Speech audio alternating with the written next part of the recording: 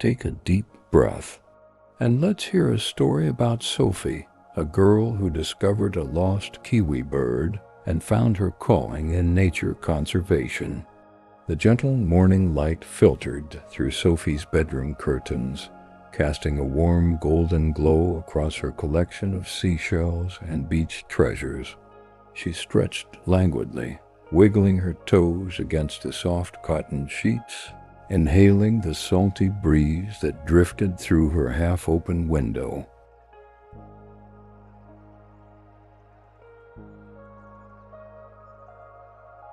The distant sound of waves lapping against the shore was nature's perfect alarm clock in this peaceful coastal village. Sophie's cottage sat perched on a small hill overlooking Moonlight Bay, surrounded by native flax plants that swayed rhythmically in the gentle wind. Weathered wooden steps led down to a pristine stretch of sand, where she spent most mornings collecting treasures and observing the delicate ecosystem. Her grandfather, Dr.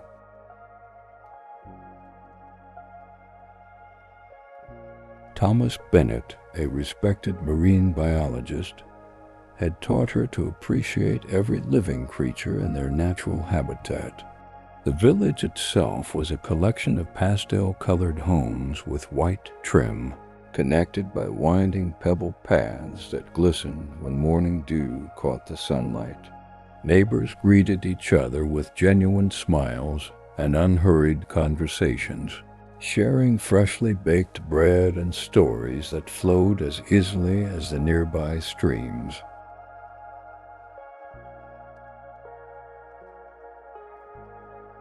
Time seemed to move more slowly here, allowing everyone to savor each moment with full presence. Sophie's daily ritual began with a cup of chamomile tea sweetened with local honey, sipped slowly from her favorite blue ceramic mug, while watching the fishing boats drift out to sea. The rhythm of village life followed the tide patterns, a natural cadence that residents had harmonized with for generations. Each inhale and exhale of the ocean set the peaceful tempo for their days. After breakfast, she would follow the narrow path through the coastal forest, her bare feet padding softly on the carpet of fallen leaves and soft moss. The air was filled with the earthy scent of soil and the fresh, clean aroma of ferns unfurling in the dappled sunlight. Birds called to one another overhead, their melodic conversations creating a natural symphony that soothed her mind.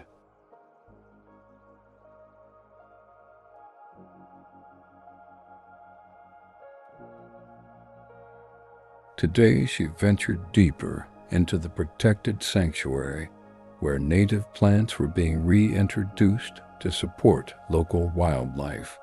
Her shoulders relaxed as she walked beneath the ancient kauri trees, whose branches formed a cathedral-like canopy far above.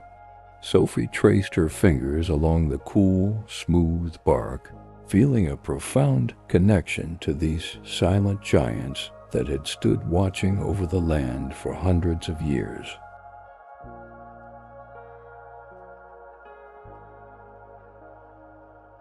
The conservation area opened onto a small clearing where a freshwater stream meandered through beds of smooth river stones.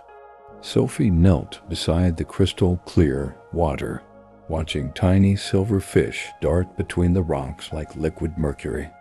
She dipped her hands into the cool stream, feeling the gentle current flow between her fingers and letting the sensation wash away any lingering worries from her mind.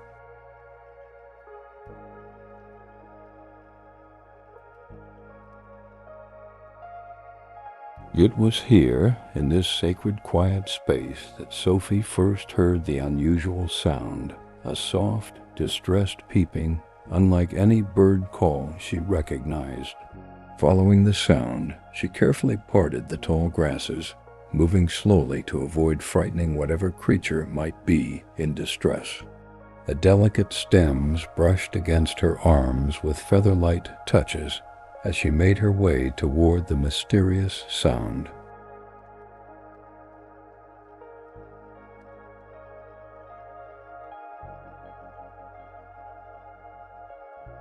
Behind a fallen log covered in velvety moss and tiny white mushrooms, Sophie discovered a small ball of brown feathers no larger than her palm.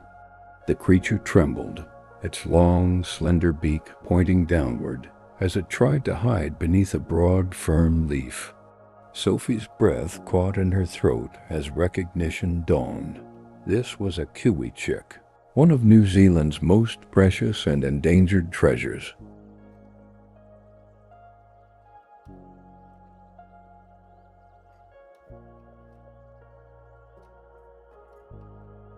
The baby Kiwi's round body was covered in shaggy brown feathers that looked incredibly soft, like a well-loved teddy bear. Its eyes were surprisingly alert and intelligent for such a young bird, watching Sophie with a mixture of fear and curiosity. The Kiwi's long, sensitive beak quivered as it assessed this giant human who had discovered its hiding place among the forest debris. Sophie remained completely still, hardly daring to breathe as she observed the rare bird.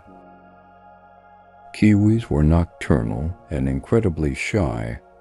Most New Zealanders lived their entire lives without seeing one in the wild. She knew the chick must be lost, as they typically remained in protected burrows when this young. Carefully, she extended her hand, palm up on the ground, keeping her movements slow and deliberate to avoid startling the bird. After several minutes of patient waiting, the Kiwi took hesitant steps forward on its surprisingly sturdy legs. Sophie could feel her heart beating with excitement as the bird came close enough that she could see the delicate nostrils at the tip of its long beak, a unique feature among birds that gave Kiwis their exceptional sense of smell. The trust being offered by this wild creature felt like an extraordinary gift. "Hello there, little one," Sophie whispered, her voice as gentle as the breeze rustling through the ferns. "I'm going to call you Kiko."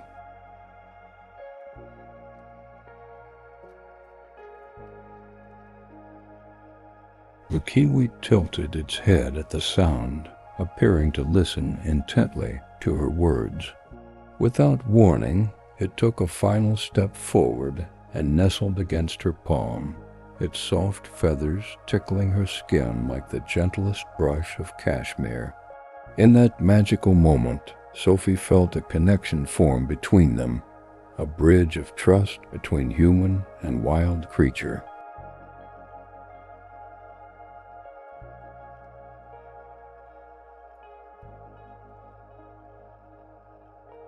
Sophie created a temporary nest for Kiko, using her soft cotton scarf lined with fallen leaves and moss from the forest floor. The Kiwi chick settled into this makeshift home, tucking its long beak under its wing and closing its eyes with what appeared to be relief. Sophie knew that finding the bird's natural habitat was crucial, but first she needed expert advice from her grandfather, who had connections with the local wildlife conservation team. The walk home with Kiko nestled in her gentle hands was filled with a heightened awareness of every sound and movement in the forest. Sophie noticed details she'd overlooked before: the perfect spiral pattern of unfurling ferns, the intricate lace of spider webs glistening with dewdrops, the complex layers of bird song echoing through the trees. Carrying this precious life made her see the forest as an interconnected web of relationships rather than individual elements. Dr. Bennett was in his study when Sophie arrived, surrounded by maps of marine currents and notebooks filled with observations of local ecosystems. His weathered face, lined by years of outdoor research, broke into a smile at Sophie's arrival, then transformed into astonished wonder as she carefully revealed her tiny companion. "Extraordinary," he whispered, his experienced hands gently examining the Kiwi with professional care.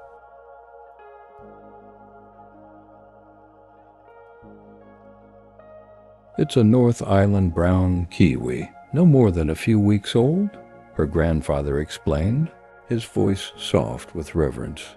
"This species is in serious decline. Every chick is precious."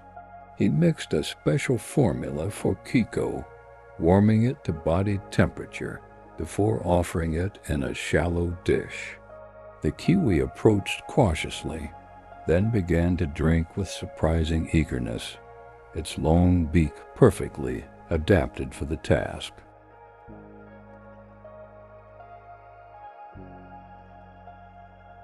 That evening, Sophie created a dark, quiet space in her room that mimicked a Kiwi burrow, with thick blankets blocking the light and a heating pad set to low beneath soft bedding.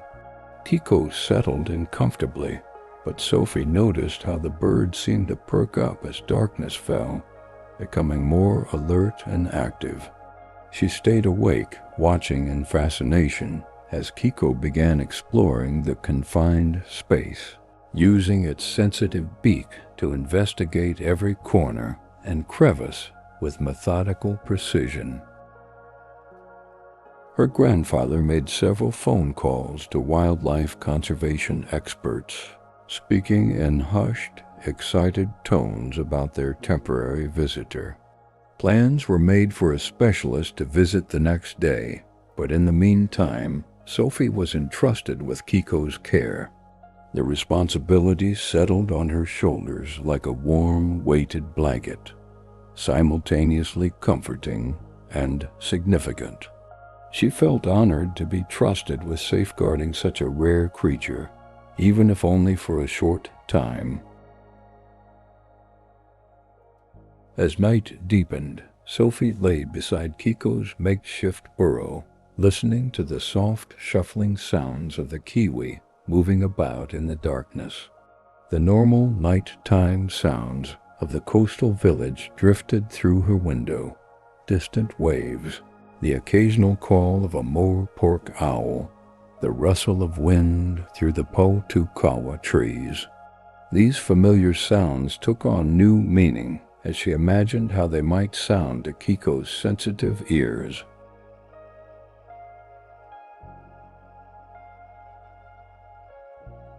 Morning arrived with golden light and the excited voice of her grandfather announcing that Dr. Aroha Wairima, the regional Kiwi conservation specialist, would arrive before noon. Sophie spent these precious final hours with Kiko, watching the Kiwi's quick, darting movements as it became more comfortable in her presence.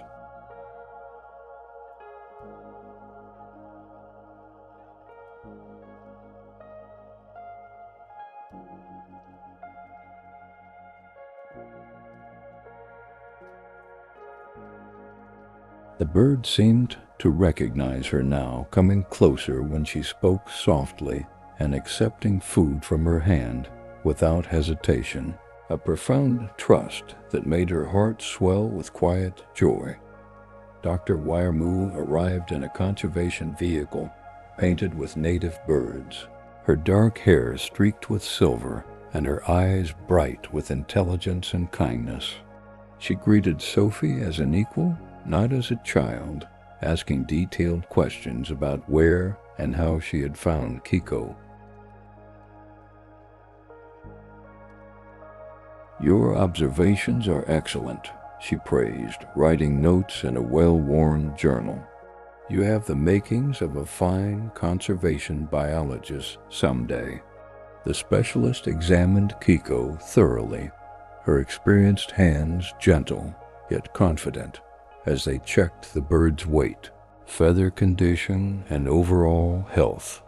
"This little one is from the protected sanctuary about 5 kilometers inland," she explained, showing them a map marked with known Kiwi territories.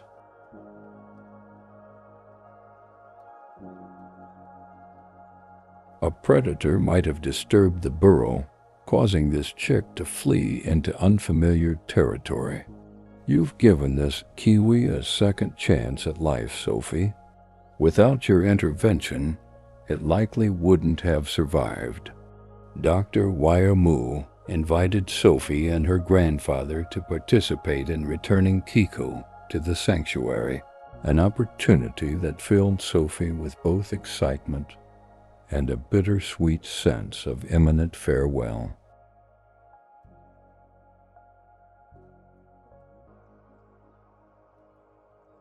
They would travel to the sanctuary at dusk, when the forest would be quieter and less stressful for the Kiwi.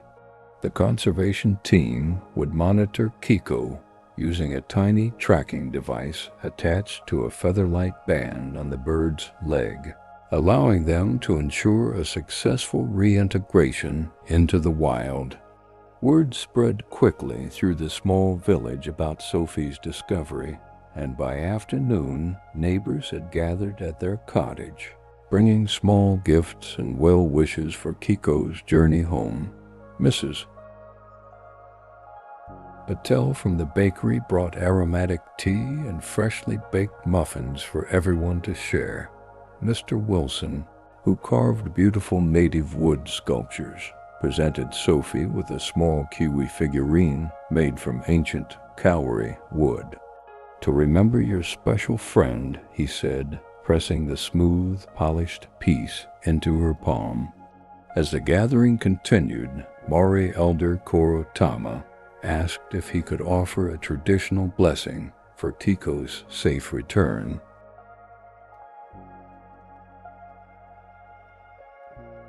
Everyone fell silent as his deep, melodic voice filled the room with ancient words of protection and harmony. Sophie didn't understand the language, but the reverence in his tone and the peaceful expressions on everyone's faces conveyed the profound meaning. This wasn't just about saving one bird. It was about honoring the sacred connection between the people and the land that sustained them all.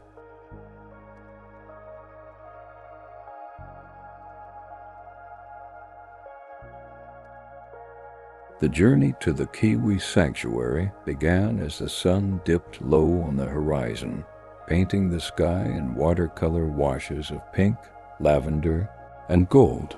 Dr. Waiamu drove them along winding roads that climbed gently into the hills behind the village. Sophie sat in the back seat with Kiko's carrier, whispering reassurances whenever they hit a bumpy patch.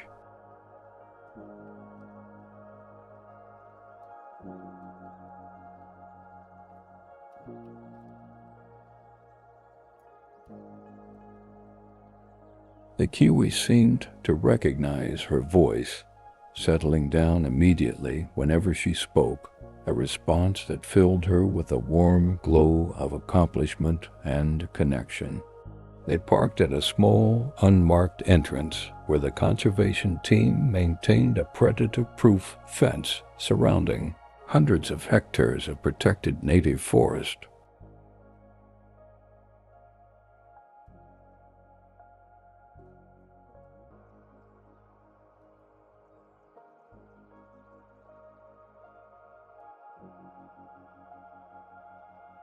The air here felt different, richer somehow, filled with the complex sense of ancient trees, moss-covered rocks, and the earthy perfume of countless plants growing in harmony. Sophie breathed deeply, filling her lungs with this pure forest air and feeling a profound sense of peace wash over her like gentle waves on the shore. As they walked deeper into the sanctuary, Dr. Waiamu explained how the conservation team had worked for decades to create this safe haven for native species. "Every Kiwi matters," she said, passion evident in her voice. "Their numbers have declined by 99% in unprotected areas, but here they have a chance to thrive as they did before humans arrived." Sophie listened intently, absorbing this knowledge like the forest floor absorbed rainfall. Twilight deepened around them, transforming the forest into a magical realm of soft shadows and silver highlights.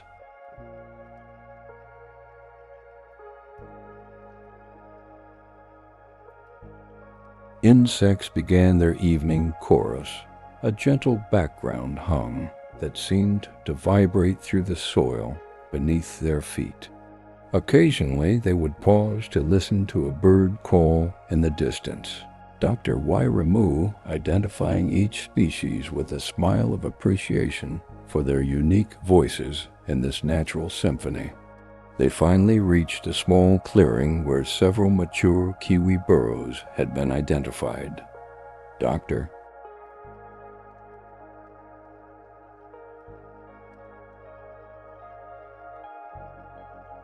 Wairamu knelt beside a particular one, explaining that a female Kiwi who had lost her own chick recently had been observed here. "There's a chance she might adopt Kiko," she explained, hope warming her voice. "Kiwis are good parents, and this female has successfully raised chicks before. We'll give them a chance to meet, and nature will take its course." The moment had come to say goodbye. Sophie gently lifted Kiko from the carrier, cradling the small bird in her hands one last time. The Kiwi looked up at her with those intelligent, dark eyes, no longer showing any fear. "Thank you for trusting me," Sophie whispered, feeling tears well up despite her best efforts to remain composed. "I'll never forget you, little one. Be safe and grow strong in your true home." With infinite care, she placed Kiko at the entrance to the selected burrow, then stepped back to join her grandfather and Dr. Wairamu in the shadow of a large tree.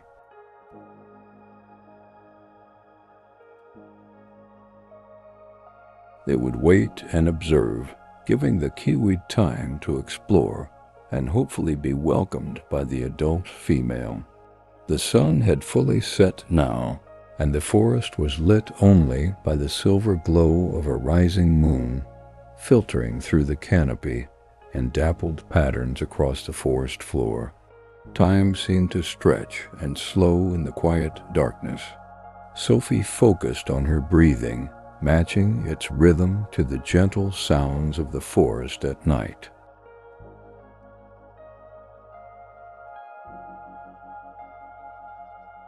A soft rustling caught their attention. The adult female Kiwi had emerged from her burrow, her movements cautious as she detected the unfamiliar scent of the young bird. Sophie held her breath, her heart pounding with hope and anxiety as the two Kiwis slowly circled each other, communicating in ways humans could never fully understand. Then, the magical moment they had hoped for, the adult Kiwi gently nudged Kiko toward the burrow entrance. The chick followed willingly, disappearing into the dark safety of what would become its new home. Dr. Wairamu squeezed Sophie's hand in silent celebration, her smile visible even in the dim light. "A perfect outcome," she whispered. "The tracking device will let us monitor Kiko's progress, but I think our little friend has found a new family." Walking back through the moonlit forest, Sophie felt lighter somehow, as if a beautiful secret now lived in her heart.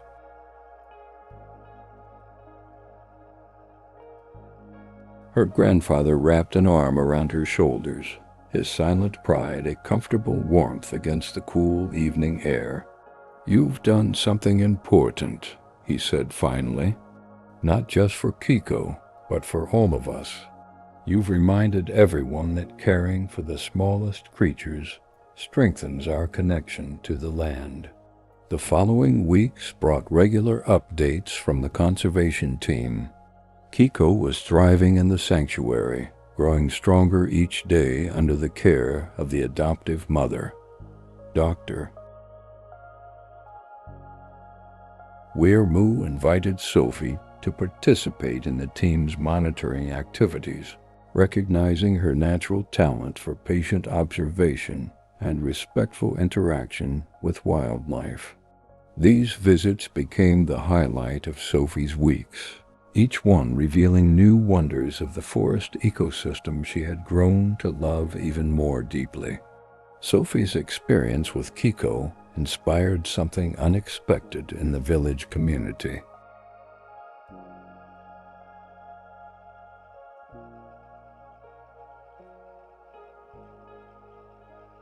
Led by her grandfather, residents began a habitat restoration project along the coastal forest edge, removing invasive plants and replanting native species that would support local wildlife. Weekend working bees became joyful social gatherings, with everyone from young children to elders participating in healing the land one plant at a time. Each night before sleep, Sophie would open her window to listen to the evening sounds of the village and the distant forest beyond.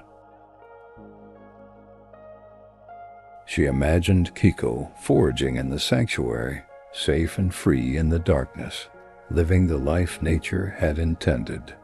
This thought brought a profound sense of contentment that settled over her like a comfortable blanket, easing her into peaceful dreams filled with the rustling of leaves and soft moonlight.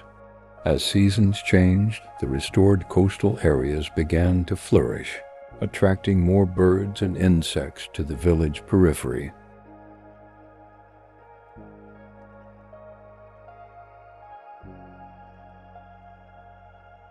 Sophie started a journal documenting these returning species, her detailed observations earning praise from both her grandfather and Dr. Moo.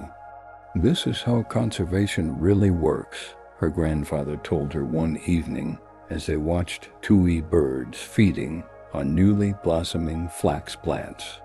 "It's about creating connections between habitats, between species, and between people and the natural world."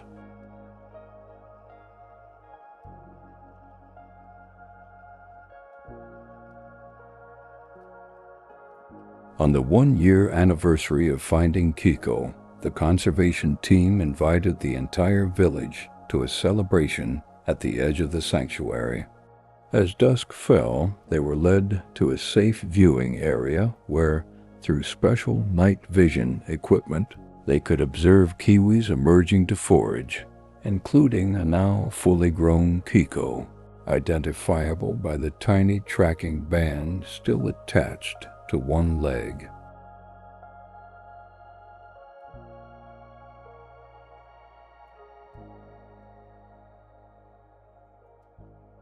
Watching the once vulnerable chick confidently explore the forest floor, Sophie felt a wave of pure joy wash through her body, bringing grateful tears to her eyes and a sense of perfect peace to her heart.